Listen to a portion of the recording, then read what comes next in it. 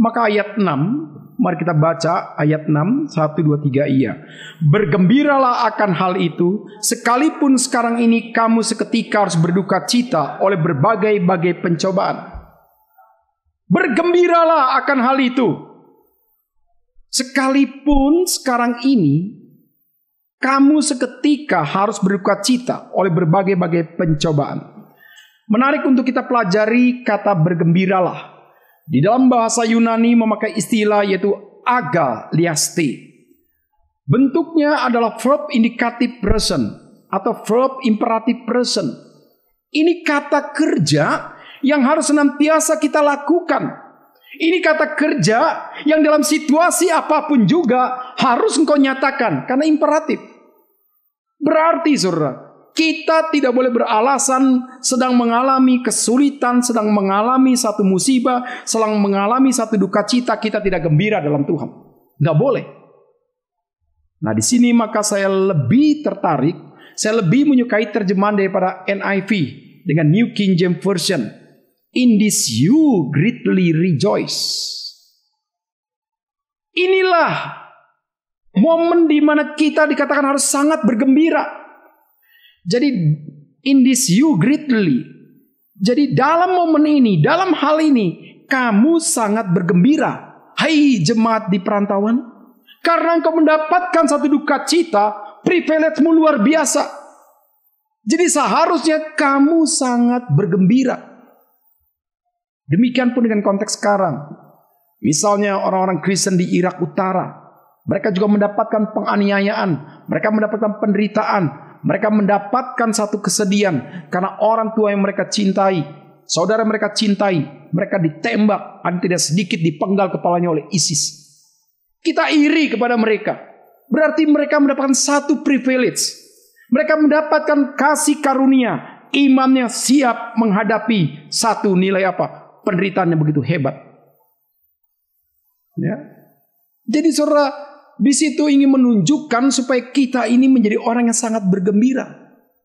Jadi kalau kita bergembira karena hidup sehat, kita bergembira karena semuanya lancar, kita bergembira karena semua berkecukupan, itu tidak berkaitan dengan iman kita untuk semakin dimurnikan di hadapan Tuhan. Dan itu justru kebahayaan. Sangat bahaya sekali. Nah di sini maka kita melihat ketika Petrus menulis bagian ini, maka kata agaliaste ternyata diterjemahkan menjadi satu, in this you greatly rejoice. Maka dalam hal ini, dalam momen ini, kamu harus sangat bergembira. Jadi terjemahan ini mengandung hal yang positif. Sekalipun mereka sedang mengalami penderitaan, tapi dibacanya dan harus mereka nikmati menjadi duka cita rohani. Dan perkataan ini seolah seperti hadiah mereka terima jikalau melihat daripada kalimat lepas kalimat yang kita tadi baca. Jadi bukan hanya lihat daripada Indonesianya, tapi coba lihat di dalam bagian ini agaliaste. Jadi di Indonesia diterjemahkan menjadi bergembiralah akan hal itu. Jadi harusnya dalam momen ini kamu sangat bergembira. Ya. Bisa gak kalau kalimat ini kita berikan, kita kunjungi orang yang sedang mengalami banyak penderitaan, hidupnya karena benar, misalnya karena suci, akhirnya mengalami penderitaan, terus kita pakai kalimat ini. Orang itu kira-kira waktu dengar apa? Dalam semua perkara yang kau hadapi, engkau sangat bergembira. Orang itu kira-kira gimana? Ayo jawab. Kita sulit jawab karena kita belum pernah menderita, karena kita hidup benar.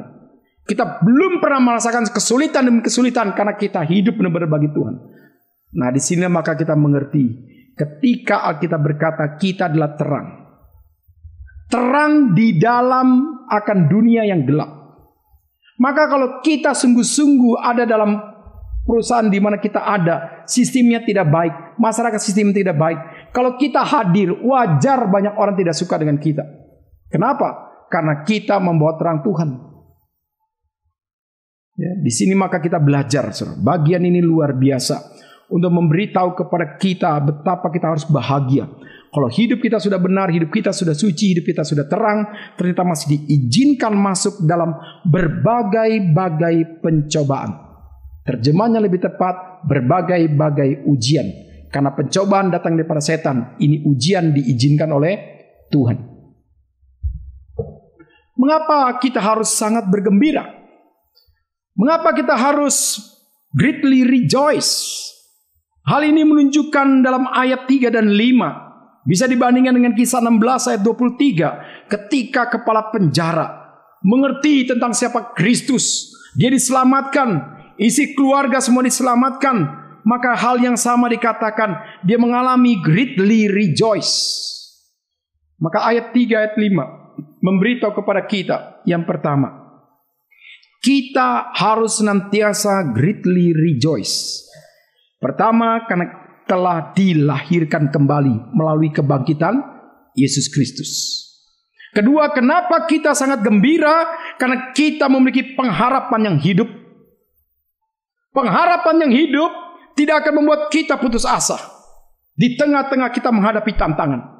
Pengharapan yang hidup tidak mungkin mematikan semangat kita untuk senantiasa bisa eksis dalam situasi apapun juga. Pengharapan yang hidup akan memampukan kita melangkah lebih konsisten lagi, lebih kuat lagi untuk mendapatkan pertolongan dan penyertaan Tuhan di depan.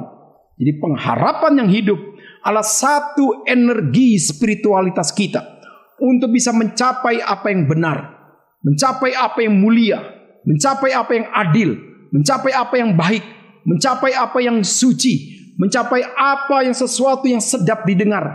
Nah, itulah pengharapan yang hidup. Ketiga, kenapa kita harus senantiasa sangat bergembira? Karena kita telah menerima warisan yang kekal yang tersimpan di surga. Warisan yang kekal Tuhan berikan tidak akan bisa ngengat dan karat, tidak akan musnah, tidak akan bisa dicuri, dan tersimpannya di surga. Itulah anugerah keselamatan kita, hidup kekal di surga. Maka keempat, kenapa kita harus senantiasa greatly rejoice? Karena hidup kita dipelihara dalam kekuatan Allah. Ini menunjukkan kepada kita, kita tidak pernah harus mengalami banyak ketakutan demi ketakutan yang tidak wajar.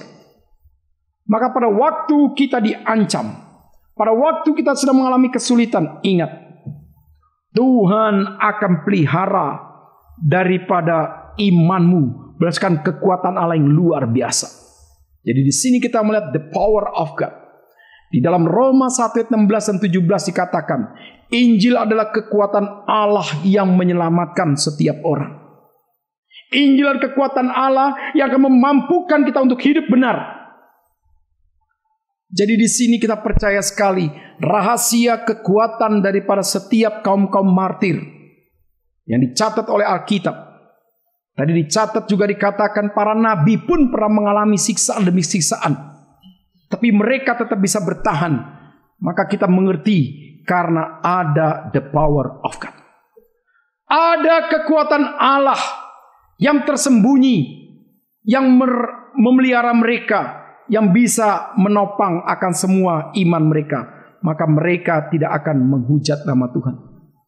Berapa banyak pengalaman anak-anak Tuhan ketika gara-gara cinta hampir saja mau menjual kekristenannya. Gara-gara cinta hampir saja mengikuti hal-hal yang kompromi. Tapi akhirnya di dalam kekuatan Allah dia balik. Dan dia bisa mengatakan dia lebih cinta Tuhan daripada perempuan itu. Nah, itu adalah apa? Anugerah Tuhan.